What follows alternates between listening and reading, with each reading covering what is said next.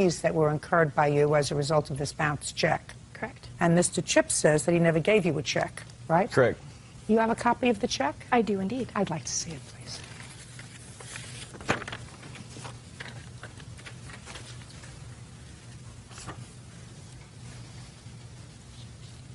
Is this the way the check looked when you cashed it? I never saw the check. He deposited it into the ATM. He was not true. present with me. Shh. I didn't ask you anything. Your Honor, Chris and Nick were both there when he deposited the check into my account. I never saw the check. I asked to sign it, and he said, no, that's not that kind of check. Okay. Do you have note if it's a bad check? I have my bank statement. They kept all the paperwork for their fraud department. They didn't give me any of that information. This one shows all the fees that were caused, and this shows the check deposited and the money that he withdrew that day.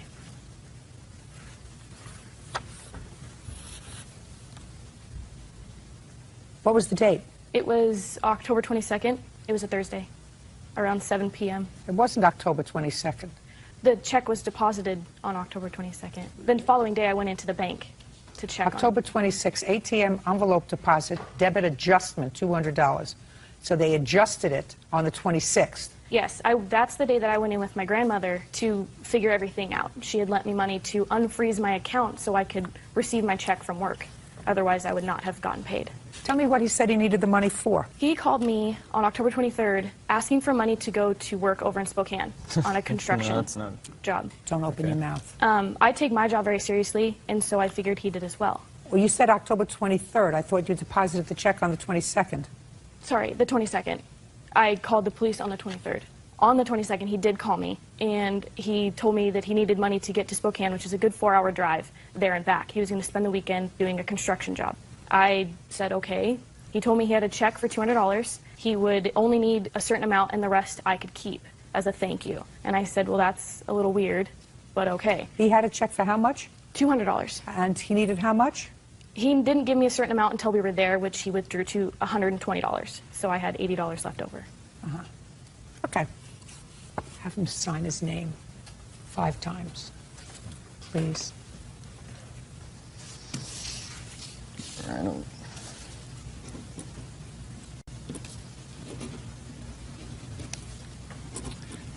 You know how I love this job.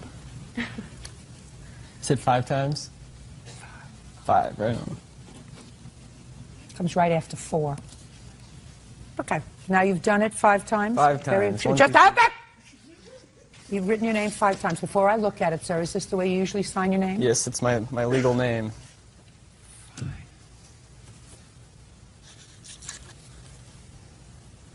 Your name is Christopher? Yes, ma'am. Do you know that I can actually read that? It's good. I can't read your signature on your answer, sir. My answer. Your answer. The document that you signed and swore to and told me was your story. Do you want to see your signature on your answer? Yes, please. Because it doesn't look like these 5. Okay. Now you know what I'm talking about, Yes, I Christopher? understand what you're talking Do you about. understand what I'm talking about, Christopher? So when I asked you, is this the way you generally sign your name? Yes.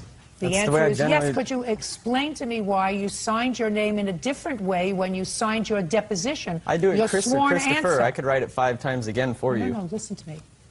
I want you to explain to me, sir, if this is the way you sign your name, which I Yes. can actually read, Yes.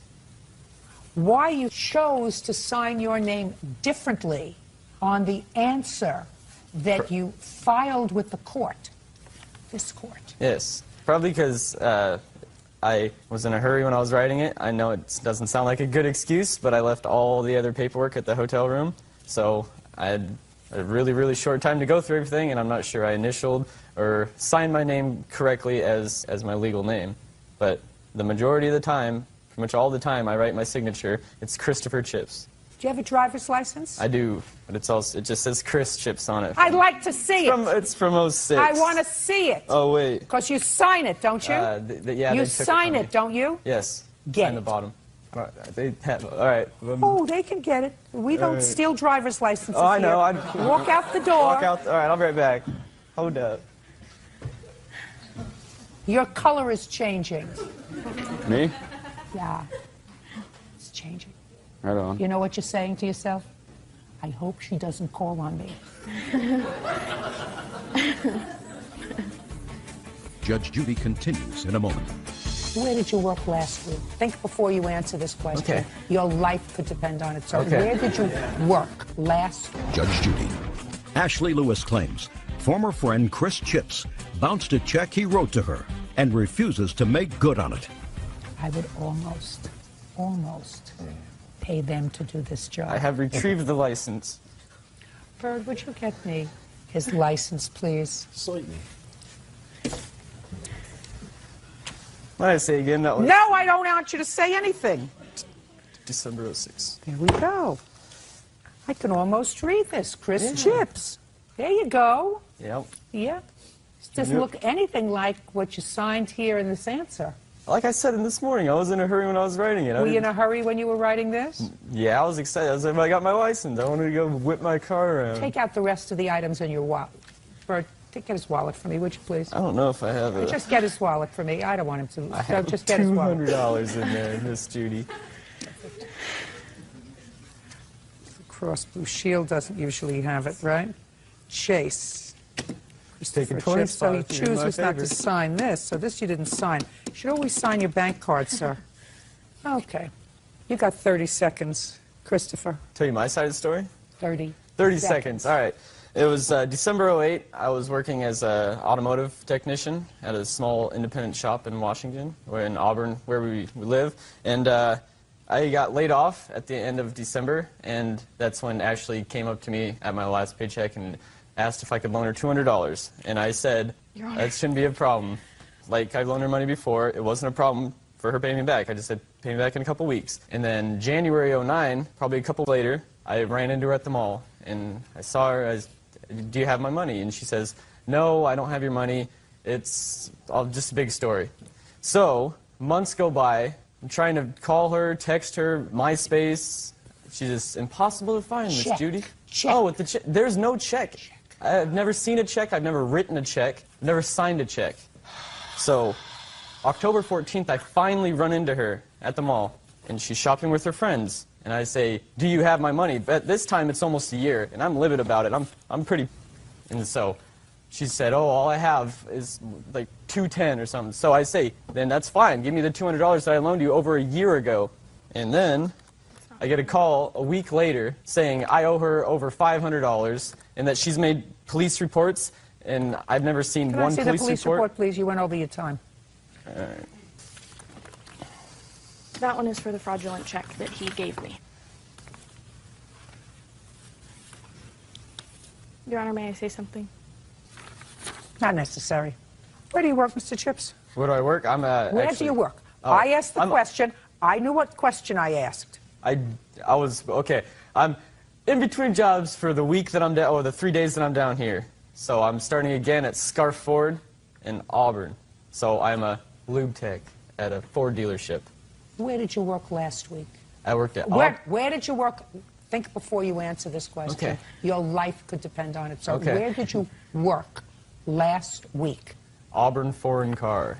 Were you paid in check or cash? Check. Did you work there the week before? Yes, ma'am. How much did you earn? I earn $9.50 an hour. How much did you earn for the week? It's a full-time job, 40 hours, 40-plus hours a week. Are you independently wealthy? Do you live off a trust fund? No. Then you would No. know exactly how much your paycheck was a week. It was between $250 and $300 every week, every Friday. Good, then you can pay her back this money. Judgment for the plaintiff Oh, in the Miss amount of Judy, don't do me $400. like Thank you that. very much. That's all. Parties are excused. You may step out.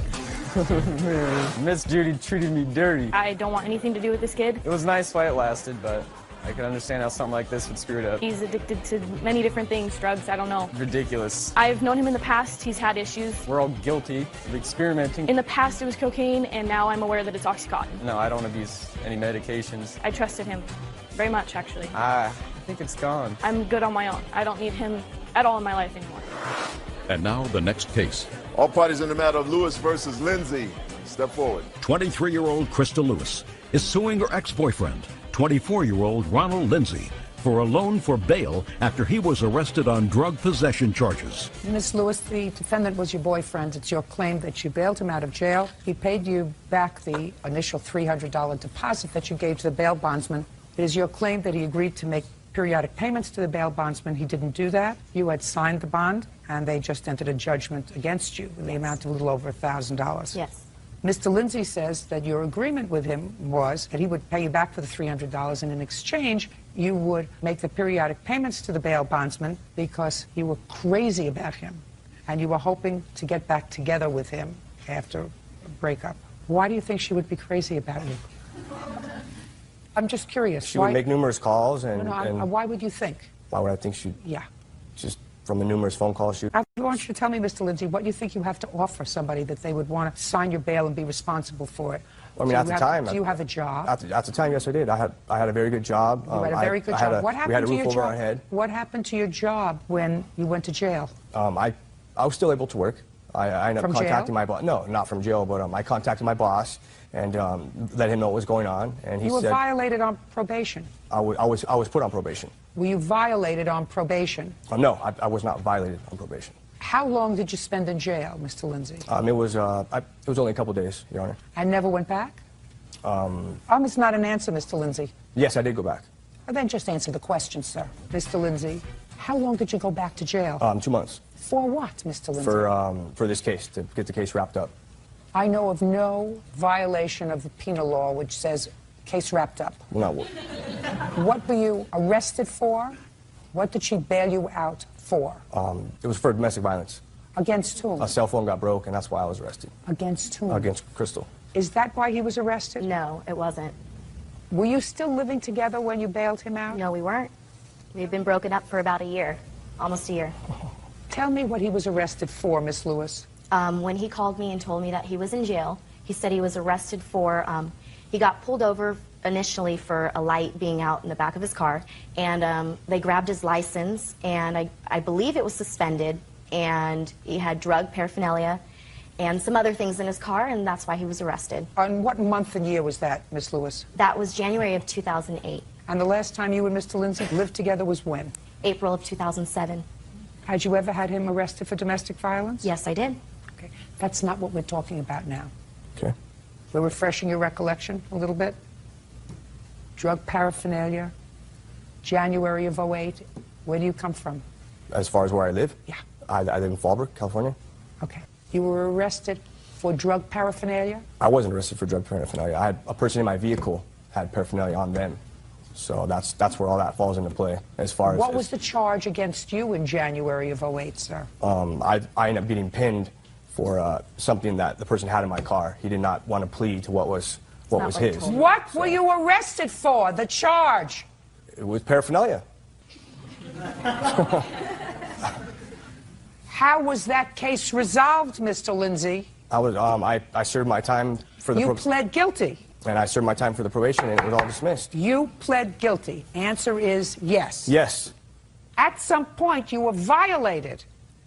Or was the 2 months that you spent in jail the sentence, Mr. Lindsay? No, that was for the DV case. That was for the domestic violence case that you spent 2 months in jail. That happened in 2007. Had there been a warrant outstanding for your arrest?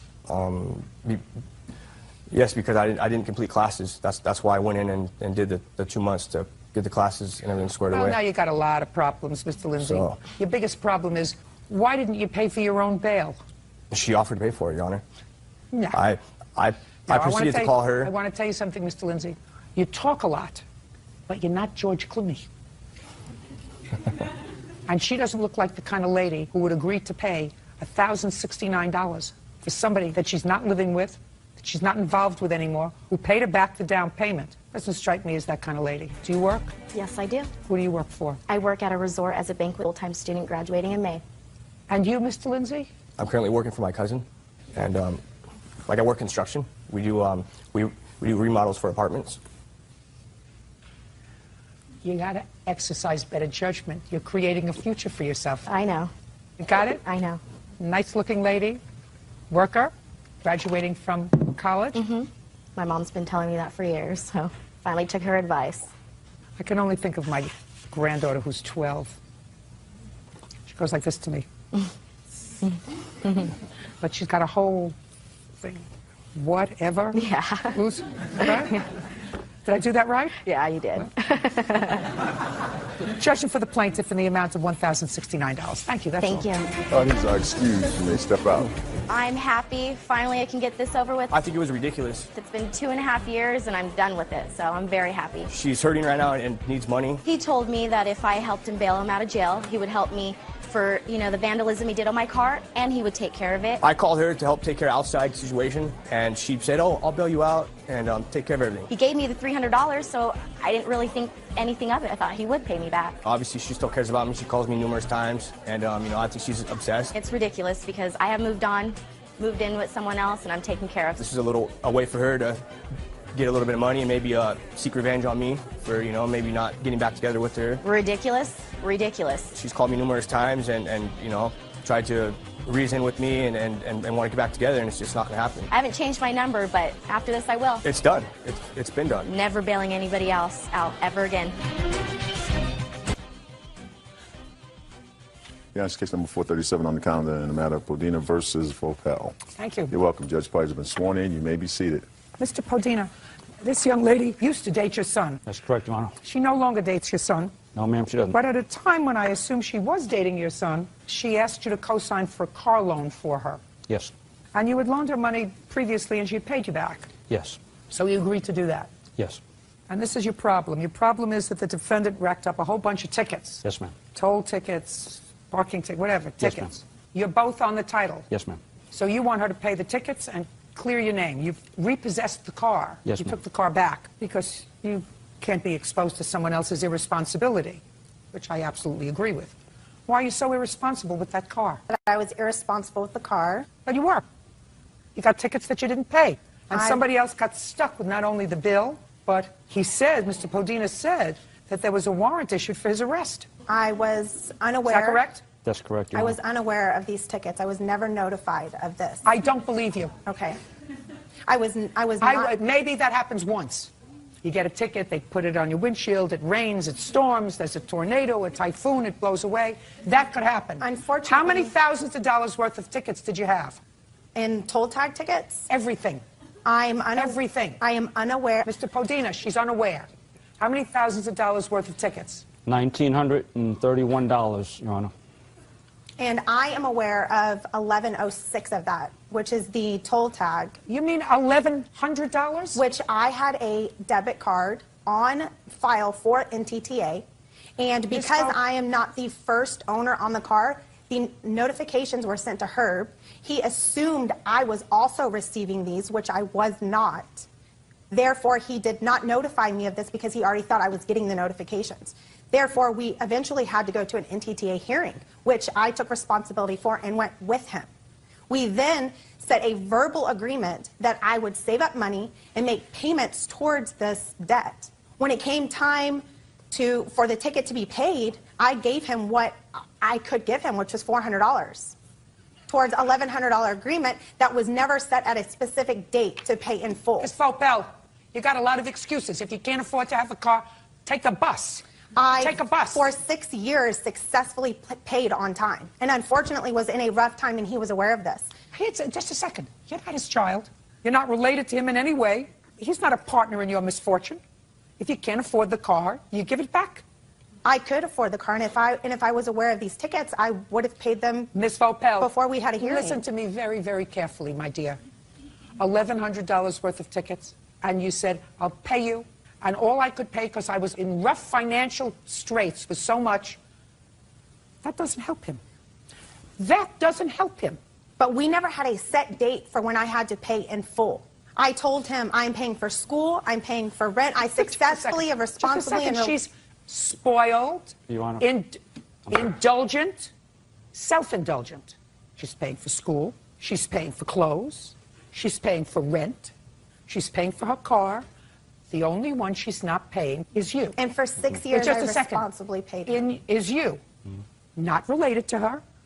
No good deed goes unpunished. You did a very foolish thing. Now, what's left owing on the car?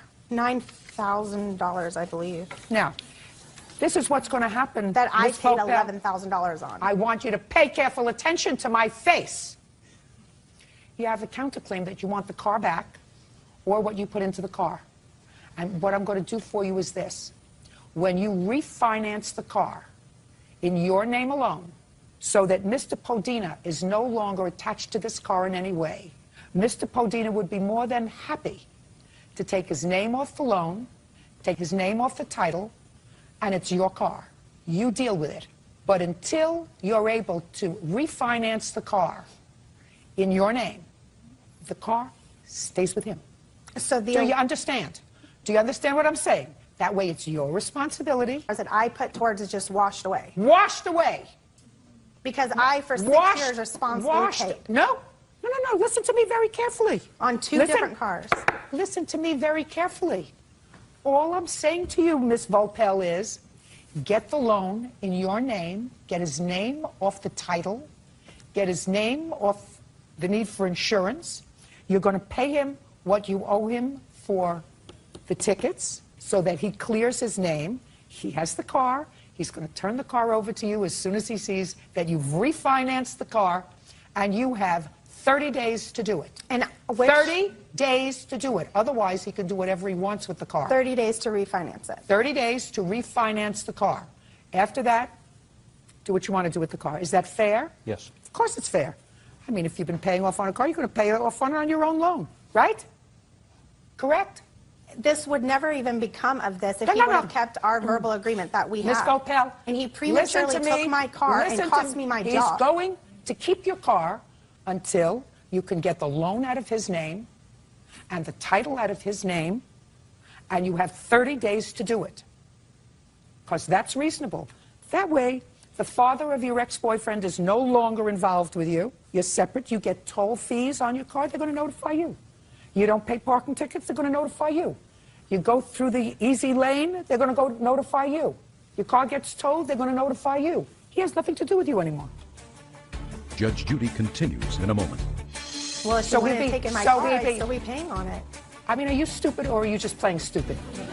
Make believe that for the last 3 years, what you did was you rented a car. And later today, Why did you do it? Judge Judy. Herb Padina says his son's ex-girlfriend, Tracy Volpel, owes for tickets and fees on a PT Cruiser he helped her buy. Tracy is countersuing for the return of the car. Now, you're not getting the car back until he doesn't have any connection with you anymore. So if I cannot have it refinanced, the $11,000 that I did pay on it is just gone. Gone. And that's because as soon fair. as, absolutely fair, because as soon as you drove the car, your PT Cruiser, out of the lot, it lost 25% of its value. And in the last 3 years, it loses even more value because the PT Cruiser does not appreciate in value, it depreciates in value. If he went to sell the car now, he couldn't get $9,000 for it. Well, if So you we'd wouldn't be- have taken my so car, we'd I'd be- still be paying on it. I mean, are you stupid or are you just playing stupid? Are you stupid or just playing stupid? For the last 3 years, what you did was you rented a car because you had to get back and forth to work. He doesn't want to be attached to you or your irresponsibility anymore. And the only way to do that is for you to have the loan in your name, which is perfectly fair. Then the $11,000 that you put into the car, you still have because you have the car. And you're going to pay the $9,000 off to somebody else, not attached to him. That's perfectly fair. You got your $11,000 investment back, you have your car, and you have the loan. But you got to get off your behind and do it. And you have to pay for the tickets. Yeah, Your Honor, I'd also like to add to the story, the original cost was $8,600 just for the toll tag fines. So the original tolls Yes, ma'am. were $8,900, and they reduced it to... $8,600, they reduced to $1,199. I don't even know what that is. Like, what is Show the her. breakdown of that? Okay, so how much is owed now, sir? $11.99? $1,199 for the toll tag charges, Your Honor. Which I paid $400 towards. Okay, so we're going to take $400 off that. Now she owes $5.99. What else? The toll road goes through different counties. If you violate the tolls in any one county, that court handles it. So I got 2 citations from 2 different county courts. And what are the other That ones was for? $217. No, when we went to this hearing, it was all combined together. That's why I paid court fees on the separate courts, because it was all combined into one hearing. I want to know what is the amount, Mr. Podina, of the money that you have to pay or paid to clear these tickets. Give me the total. The total is $1,931. Does that include the $400 that she paid? No, ma'am. So I have to deduct that. I would like to say something about that. When I took the car from her She would not give me the keys. I had to pay $300 to have a key made. And the reason I I had- did not turn the keys Your over is Honor. because he had all of my belongings in that car. Whatever. Your Honor, and I had to have a tire put on the car for another $25 it cost me. That's all right. That's what I used She owes that you, money for. She owes you $1,500, sir. That's what she owes you for the tickets, and you keep the car until she has it refinanced. And what about all of my belongings that were in the car? Like What about my 'em? briefcase, my What work about 'em? stuff, my What about 'em? personal You- records. you How do I 'em- get that? What, you get them all back, if they were ever there, madam, as soon as you refinance the car. Do you understand? Yes, ma'am. Perfect. Goodbye. Parties are excused. You may step out. I was devastated that he took my car and I lost my job for that. I bent over backwards to help Tracy. I was responsible for the toll tag tickets, but if I'm not notified, how am I supposed to pay for something? When she says she wasn't notified about the charges, she lied. I sent her the bills. I sent her the citations that I was getting. She ignored it. I was very grateful for all of the help that he gave me, but, you know, people go through rough times, and if you don't have the money, you don't have the money. She did me wrong. And now the next case. All parties in the matter of Mel versus Weinbarger, step forward, please. 25-year-old Johann Joe Mel is suing his former friend, 22-year-old Amber Weinbarger, for a loan to buy a car. Amber claims Joe was trying to buy her affections. Mr. Mel, you claim a loan to the defendant in the amount of $2,500 to help her purchase a car.